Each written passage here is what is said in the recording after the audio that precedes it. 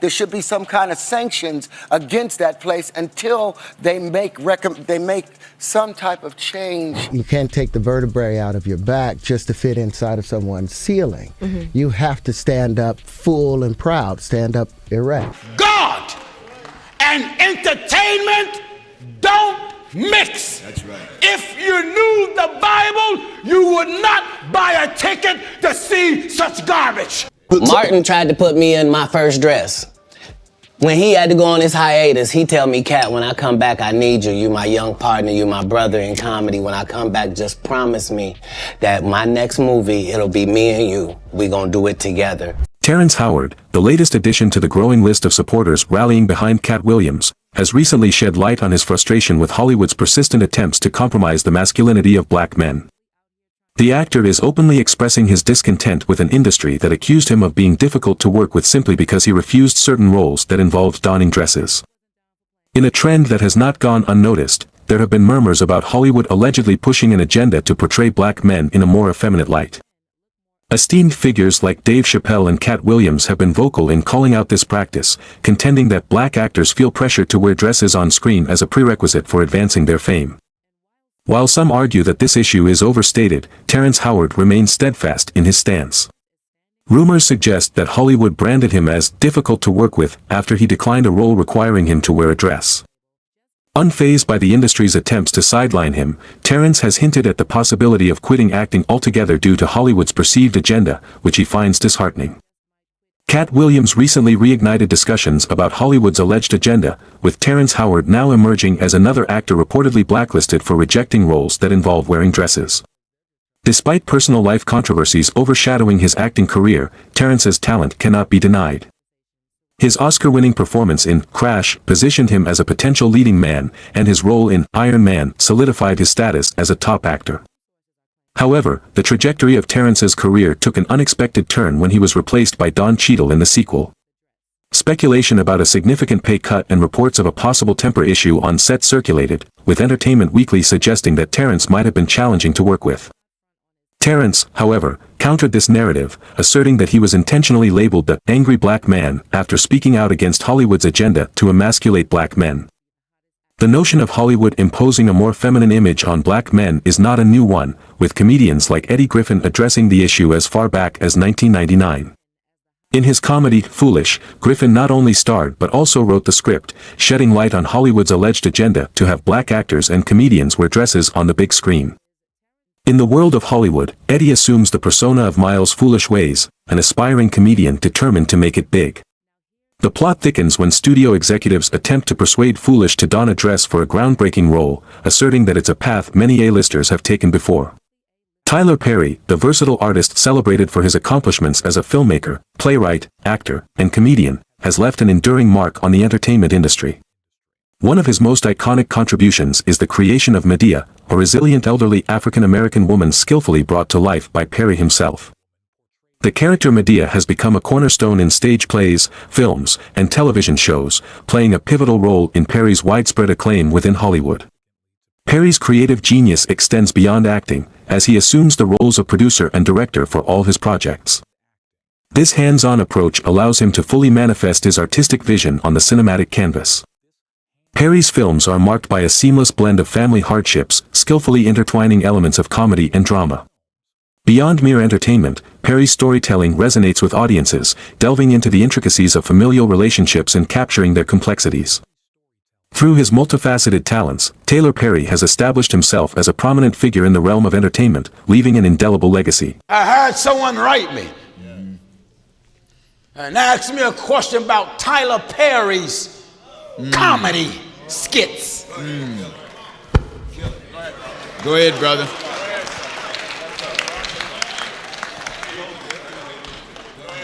Give me the book of Deuteronomy. In Deuteronomy chapter 22 and at verse 5. Amen. Go ahead, man. See, me personally, I don't care who you are. No. You can sue me. I ain't got nothing to give you. That's right. That's right. Go ahead, man.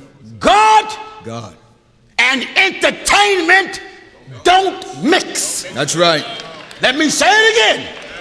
God and entertainment don't mix. That's right. If you knew the Bible, you would not buy a ticket to see such garbage. Despite the unprecedented nature of the idea, Foolish is hesitant, recognizing the weight of the emotional energy he would carry in the film. Addressing the concerns, the executives emphasize the financial stakes involved in this major motion picture. Advising Foolish to take the script home, read it, and make a decision, they stress the magnitude of the opportunity at hand. Flashback to 2006, and Dave Chappelle reveals a similar experience on The Oprah Show, recounting a bizarre incident where he was pressured to wear a dress alongside Martin Lawrence. The description eerily mirrors a scene from Foolish, as Chappelle vehemently refuses, citing discomfort in the need for such discussions. The narrative then shifts to Kevin Hart, who initially dismisses Chappelle's story, asserting his boundaries against such requests. However, Hart later finds himself in an SNL sketch wearing a dress, a move that significantly impacts his career trajectory. This twist raises questions about the thin line between setting boundaries and succumbing to industry pressures. Enter Katt Williams, who introduces a conspiracy angle, suggesting a connection between wearing dresses in Hollywood and involvement with the Illuminati.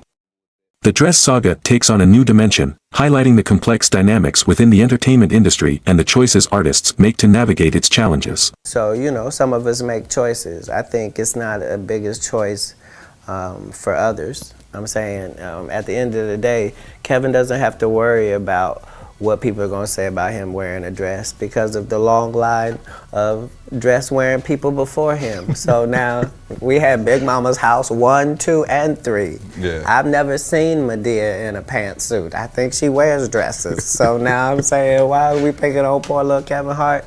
Because it was his turn next. Okay. Some of us are against the Illuminati, and we are against the Illuminati at our own detriment. When people are against the Illuminati, then they get punched in the face all the time. The press hates them, and nobody likes them. Back in the day, most people dismissed Katt's statements as mere conspiracy theories. However, as time has progressed, individuals are re-evaluating his words, acknowledging a potential truth in his assertions. During Katt's recent appearance on Club Shay Shay, Shannon Sharpe inquired about Dave Chappelle turning down a substantial $50 million deal shortly before revealing the dress incident. Katt revealed he, too, had to decline lucrative contracts due to attached strings, turning down $50 million 4 times just to preserve his integrity. But the bombshell didn't end there. Katt disclosed that Martin Lawrence attempted to put him in his first dress for Big Mama's House.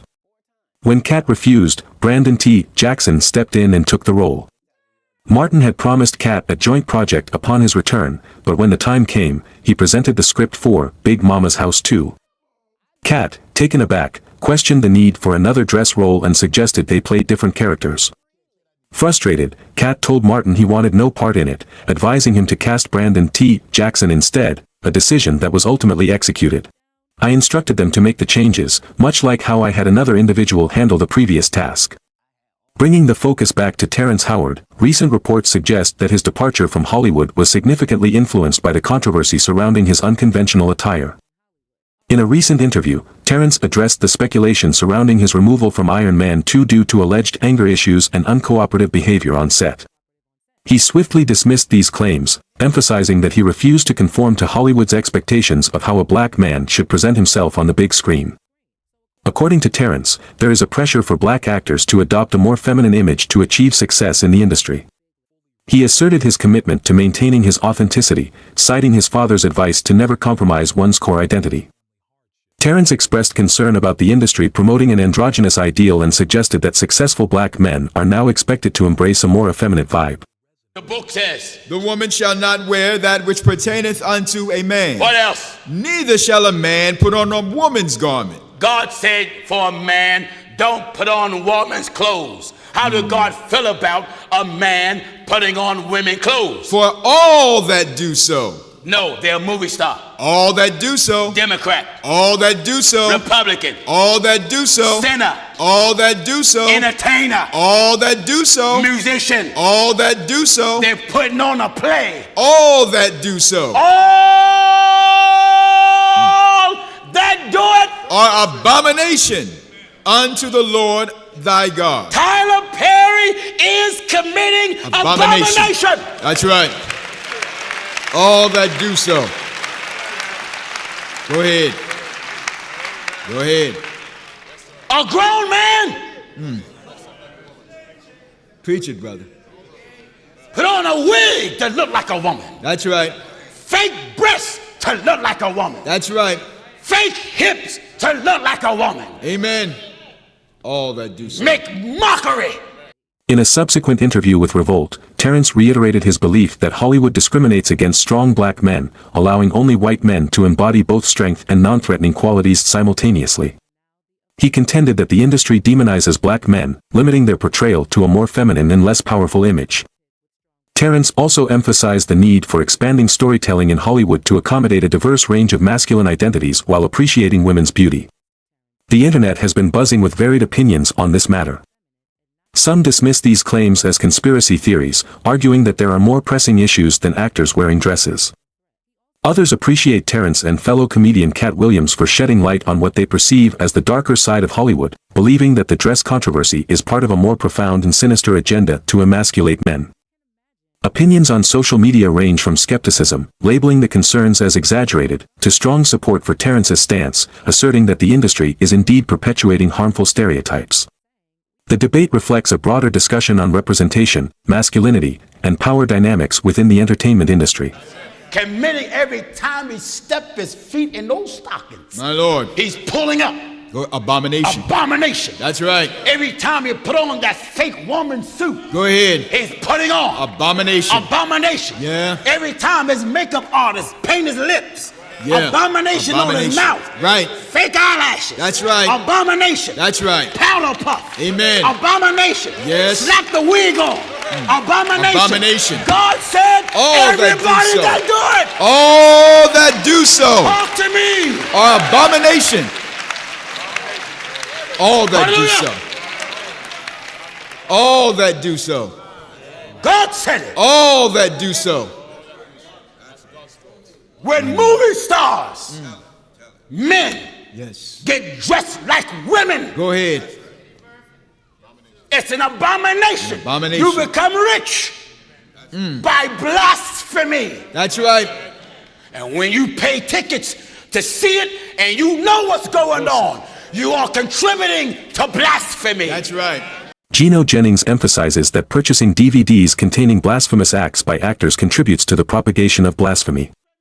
He argues that it's not just the one committing the wrong, but also those finding pleasure in such content. Jennings condemns the humor in seeing grown men dressed as women, labeling it as an abomination. He sternly asserts that abominable acts should not be taken lightly, as damnation could be a consequence.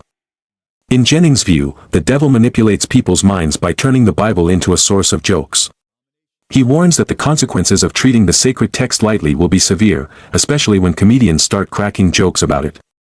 Despite the laughter, he reminds that the great judge is approaching, questioning who will find amusement when the day of the Lord arrives. As the day of the Lord approaches, Jennings observes a departure of joy from the earth. He refers to biblical teachings, such as the prohibition against a man putting on a woman's garment, to emphasize the seriousness of deviating from these principles. Jennings questions the impact on children's perceptions, asking why anyone would want their son or baby to witness a man dressed as a woman. He expresses concern about the potential consequences, such as young boys emulating such behaviors by putting on women's clothing. Jennings emphasized, "Didn't I tell you that God's way is distinct from ours? It's essential to proceed in accordance with his plan." He continued, addressing what may seem humorous to some, what we find amusing can be perceived as a curse in the eyes of God. Jennings then drew attention to a stark reality, stating, "What may be a mere joke to us is viewed as an abomination by God." That's right. Illustrating a specific example, he remarked, "Consider when a man in Hollywood dresses as a woman, it is deemed an abomination, a serious offense in the eyes of God." Your children don't get in school plays Right. where the boy get dressed like a girl That's right. or the girl get dressed like a boy. Amen. Or the girl put on boys apparel, or the boy put on girls apparel. No! That's right. In Proverbs 14 and verse 9. Proverbs 14 and 9 says, Fools what? make a Who mock. do it? Fools. Who? Fools. Who? Fools. But they're millionaires. Fools. They got Emmys, Fools. Grammys, Fools. made $5 million that year. Fools. got a Bentley, Fools. Maybach, Fools. Rolls, Fools. Ferrari, Fools. Porsche, Fools. got a mansion, Fools. Yacht. Fools. on Time Magazine, Fools. in Forbes, Fools. That's right. Go ahead, brother. got a Swiss bank account, Fools. bank account in the Cayman Islands, Fools. in the Bahamas. Fools. They white, Fools. black, Fools. brown, Fools. yellow, Fools. short, Fools. fat, Fools. tall. Fools. That's right. Despite being in the Bible, he states, you know what the arrogant say. I don't see anything wrong with it. It's just his interpretation. Jennings emphasizes how plainly it is written, clarifying that when people hear scriptures that resonate with them, it strikes right to the heart, turning them into volunteer nuts who suddenly say, oh, I don't understand that. The Bible mentions, the woman shall not wear that which pertaineth unto a man. Can you imagine Pastor Jennings come up one day in a meeting in a large crowd like this, and I come from the side door on with my wife's pumps and her hat and her skirt or dress and got her pocketbook coming up. My Lord. Dan may be up speaking French, Anusa, Noga, Jogo Cree. The moment he see me, Anusha.